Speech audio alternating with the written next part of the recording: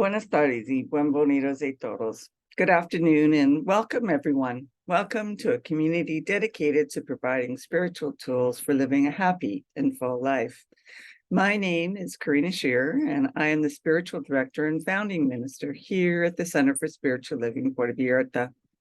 If you would like to join us for the live Zoom meeting, please contact me for the link and the password. Today is Sunday, November 13th. And we are continuing with our annual theme, Living Everyday Wonder. The topic for this month is home, and the topic for this week is Roots and Wings. Some suggested books for reading this month are Ordinary Wonder by Charlotte Joko Beck and What Happened to You by Bruce Perry and Oprah Winfrey. Each week, we start with a spiritual practice called affirmative prayer, also known as spiritual mind treatment. And this is a powerful tool and a practical tool that helps to shift our consciousness so that we are open and available to accept the good that is already present in our life. So let's move into today's service with intention, as we do each week, with a reading from the Creative Thought magazine. And today I'll be reading from November 8th, 2014.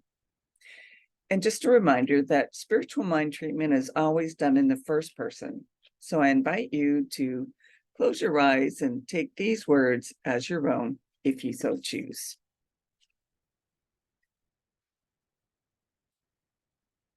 Above me is God. Beneath me is God. All around me is God. Within me is God. The holy presence of Spirit is eternally nestled within my soul, and I feel its loving energy at all times. God created me to live in freedom, and I honor my Creator by being me. I hear God's voice beckoning me to live the life that is true to my calling, and so I dismiss the chatter that pulls me away from this voice. I let freedom ring within my soul, and my energy is loosened up to freely express the song of my soul. I am no longer held hostage by guilt, shame, anger, or resentment, and I now live my life unencumbered by anything that weighs me down. My spirit soars in harmony with the power of Spirit, and I am free. I am grateful for the good that is pouring into my life from all directions. As I embrace the freedom God has given me, I release my word to the great and perfect law of mind, and it returns to me fulfilled. I let go and let it be, and so it is. And that was originally submitted by licensed practitioner Dale Olansky from Palm Desert, California. And as we do each week, let's review together our purpose, vision, and mission statements. We have a grand purpose here each week.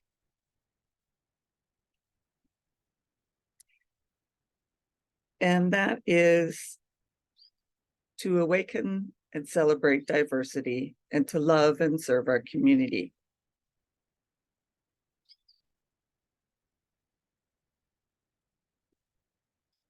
And this purpose is supported by our vision. One moment, and I'll just pull out the words for everyone to see as well. Our vision is creating the life you desire. And this is supported by our mission, which is to provide spiritual tools for personal growth and transformation. So once again, please know that you are welcome and accepted here, no matter your size, your color, your age, your culture, your sexual orientation, or your beliefs. We honor and respect everyone. And we also honor and respect all faith, all traditions, all religions, all paths. Know that you are welcome here at the Center for Spiritual Living Puerto Vallarta.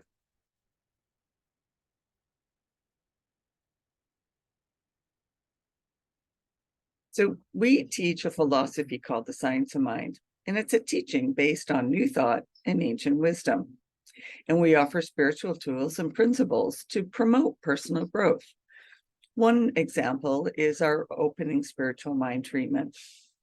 And as I mentioned, we honor diversity in all aspects so that we can see and appreciate the great oneness that already exists everywhere and within everyone.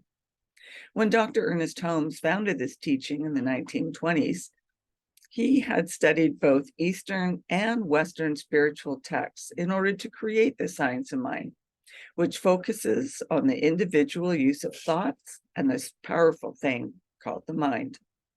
When asked to provide a concise definition of the science of mind teaching, he replied that it is a correlation of laws of science, opinions of philosophy, and revelations of religion applied to human needs and aspirations.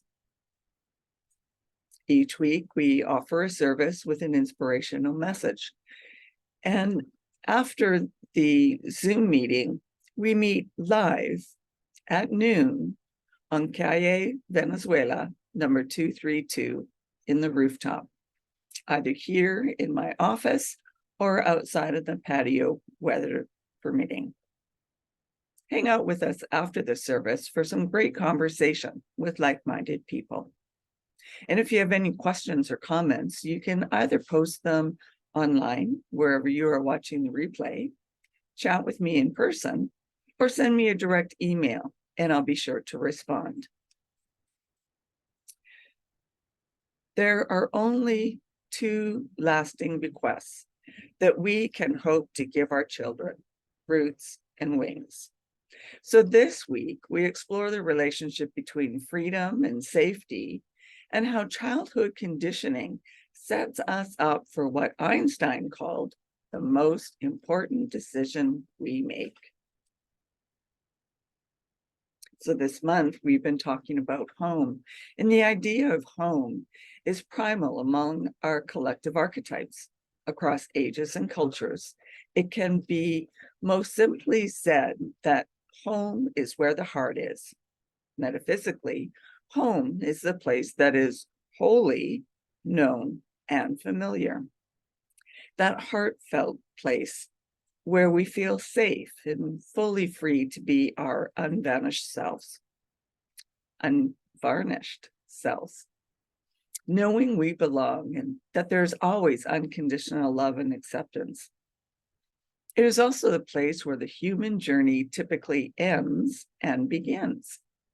This month, we begin our discovery of everyday wonder, home, with an exploration of the archetype of home as both the starting point and destination of the spiritual journey. We discuss home in its idolized version as we examine the great monomyth, also known as the hero's journey, which is a metaphor for the process of psychological and spiritual maturation. While many of us have a sense of what the home of our dreams might look like, few of us have actually had the experience of living in our ideal, either in the past or in the present. But that can change for the future. In the words of Maya Angelou, the ache for home lives in all of us. Having a place to call home is a basic human need.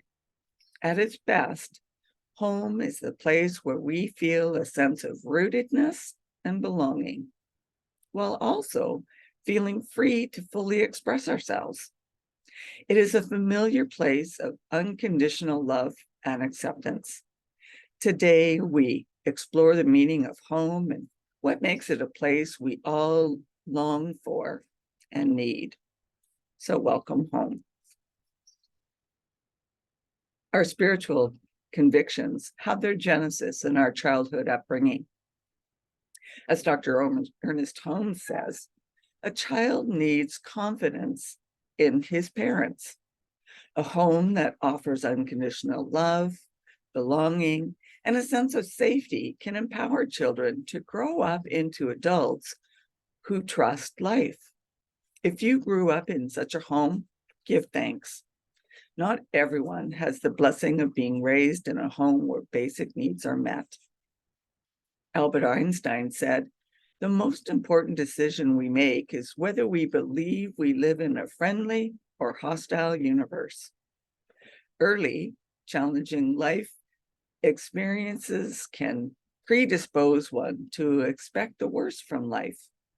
In Living the Science of Mind, Ernest Holmes says, "We are all carrying the negative experiences of our past into the future merely because we have not disconnected from them or disconnected them from our minds." If we are creating a negative future, it is because we have not changed our thought about it. Thankfully, we know that our thinking can be different. So can you remember the exhilarating feeling of flying through the air as you lean back into a swing and let momentum carry you into the sky? Cindy and Grady have two 4-year-old grandsons, cousins, that they like to take to the park. One of the boys loves to play on the swings, and little Grady would swing for hours if left to his own devices.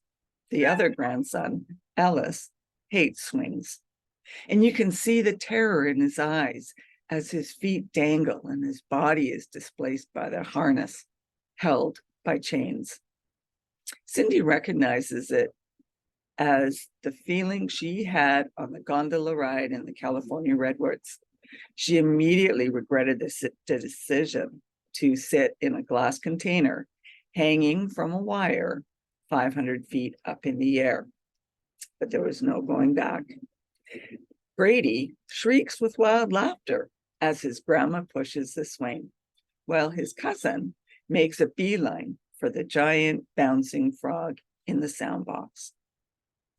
When she puts Grady in the swing, Cindy is confident the chains and seat are strong enough to hold him. With Grady securely tethered, he is free to swing to his heart's content, with grandma and grandson knowing he will not be flung onto the ground.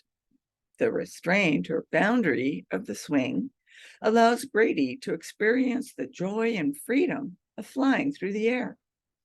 Grandma and Grandpa know Alice would probably enjoy the swing if he could just trust that he is safe. Sometimes he watches his cousin swing and looks like he wants to join the fun.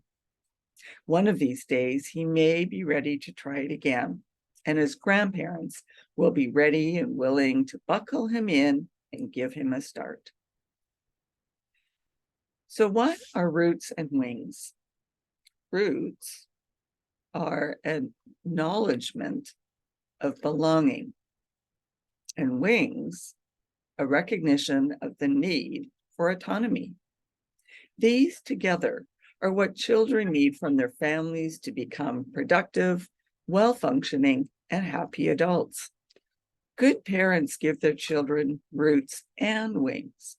Roots to know where home is, and wings to fly off and practice what has been taught to them. Here's a quote from a Holmes reader on practical wisdom.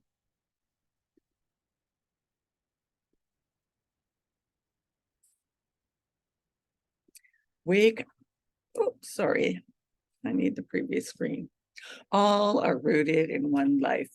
Your endeavor, then, is not so much to find God as it is to realize God's presence and to understand that this presence is always with you.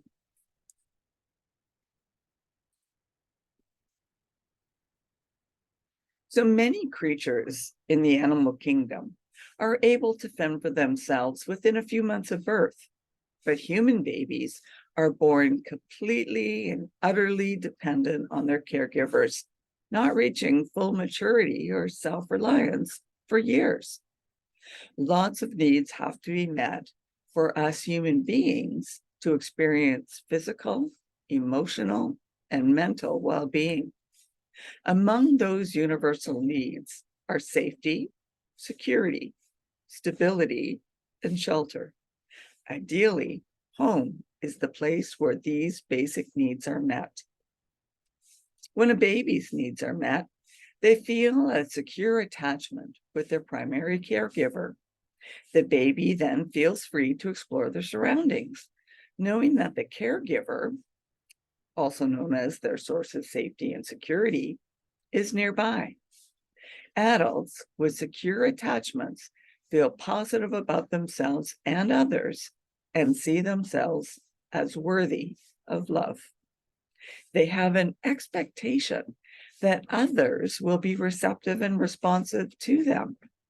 Conversely, babies with insecure attachments may be clingy and afraid to leave their parents or have difficulty establishing bonds. These unhealthy patterns can continue into adulthood, causing all types of dysfunctions in relationships with loved ones and others. Ernest Holmes wrote this in The Creative Mind.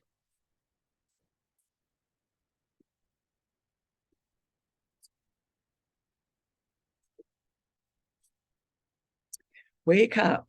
Your world is all powerful. Your consciousness is one of omnipotence. Your thought is infinite. Your destiny is eternal, and your home is everlasting heaven. Realize the truth.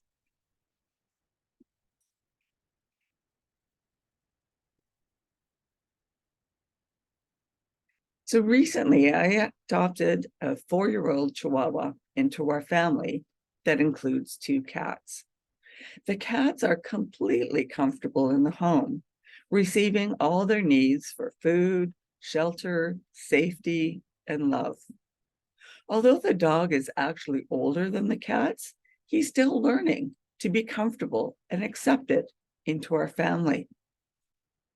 But all of them are receiving roots and wings for them to go about their home feeling safe and secure as well as loved. Ernest Holmes says this: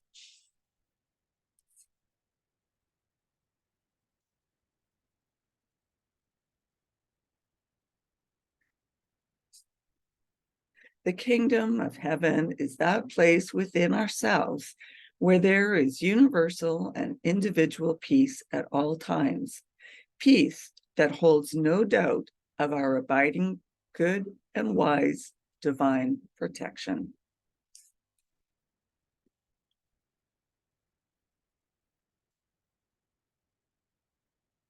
No matter how much our children or adults and even animals complain about boundaries or push against them, boundaries and consistency are necessary for establishing and maintaining a sense of safety that inspires courage and confidence. Healthy boundaries provide parameters necessary for healthy relationships, as well as mental and emotional well-being. Too many boundaries can be isolating and lead to disconnection. Non-existent or weak boundaries result in less safety, freedom, and satisfaction in a relationship and in life in general. In Brene Brown's studies of people who live wholeheartedly with the deepest sense of belonging and compassion indicated that participants who put true belonging into practice talked openly about their boundaries. The clearer and more respected the boundaries, the higher the level of empathy and compassion for others. Fewer clear boundaries resulted in less openness. It's hard to stay kind-hearted when you feel people are taking advantage of you or threatening you. And journalist and author of When Main Street Meets the River, Holding Carter, wrote this: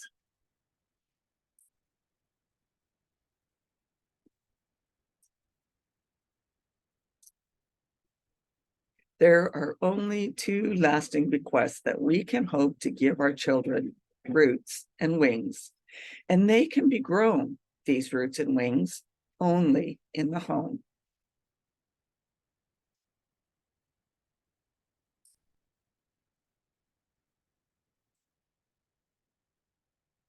In her book, Braving the Wilderness, The Quest for True Belonging and Courage to Stand Alone, Brene Brown says, belonging is the innate human desire to be part of something larger than us.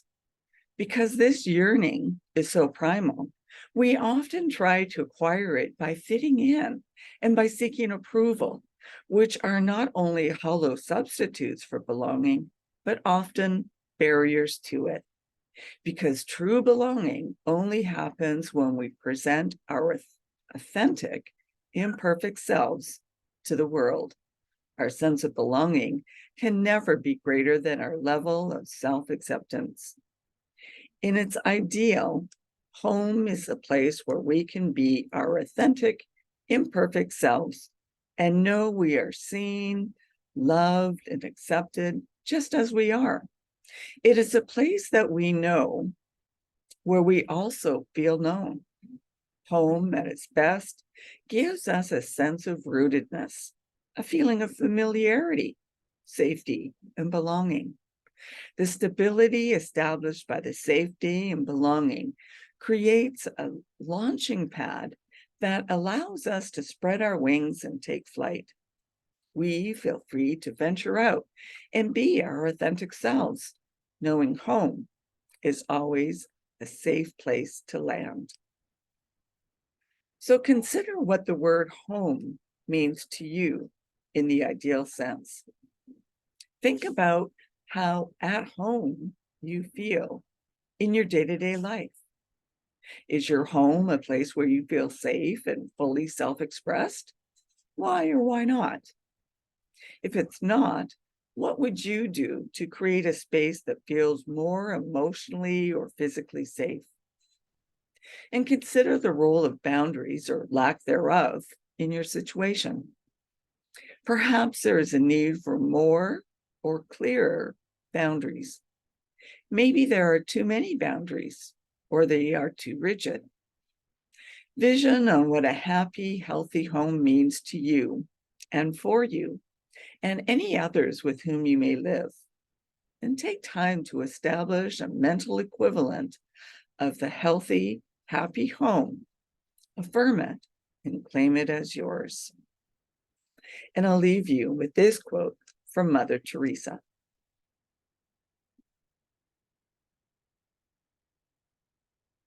Love begins at home. And that leads us to our affirmation for the week. My home brings out the best in me and others.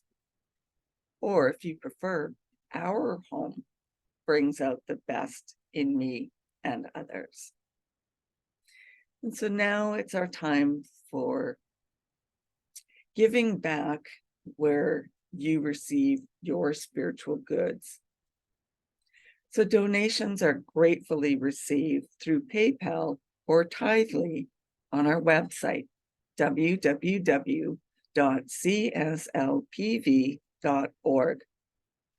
Or if you prefer, you can send in a written check by mailing it to CSLPV number 403, 2125 Birch Road, Kelowna, BC, V1Y8M1. And now if you would like to join me in our offertory affirmations. I know that my giving blesses and multiplies all that I am, all that I have, and all that I give and receive. I do give eternal thanks for the abundance that is mine to share.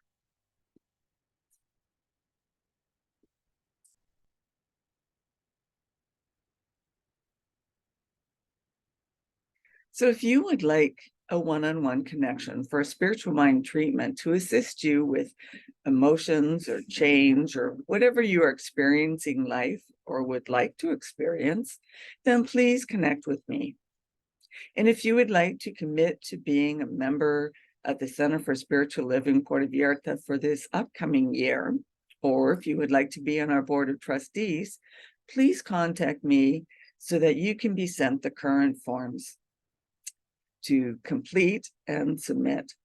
I'd also like to remind you to like and subscribe to our YouTube channel and Facebook page. If you're interested in learning more about the science of mind teaching, we have recently offered the course, Change Your Thinking, Change Your Life, which was held online. And this course will be offered again in late December or early January. So connect with me or check out our website to find out the details. And please let me know if there's another course, or workshop, or book study that you would be interested in taking, and we can plan a date for these as well. In the meantime, let's continue with practicing peace. We can each be a force for peace and nonviolence. Our words and our actions can create ripples of peace around us and beyond. Peaceful living includes acting with compassion, kindness, and consideration. And it also includes standing up against injustice. May peace and love be with you. Thank you for coming and sharing this time together. Peace and blessings. Namaste.